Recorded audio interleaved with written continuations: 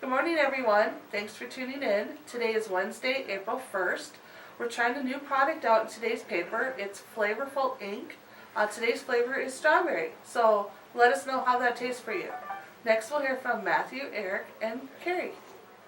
Hey, good morning, Twin Towns. In today's paper, the cities of Breckenridge and Wahpeton have both jointly decided to eliminate the bridge and go back to the 1800s. They're going to start using the ferry system again to get from one side of the bridge, or one side of the river to the other. So if you want to see a movie in Breckenridge, you're going to have to take a ferry across.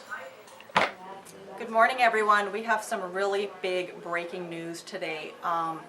This week, a local fisherman has captured an exotic rainbow walleye. These have not been seen before in this area. This is big news for biologists, for scientists, and we're going to see if we can get a close-up shot of this wild creature and show you what he can do.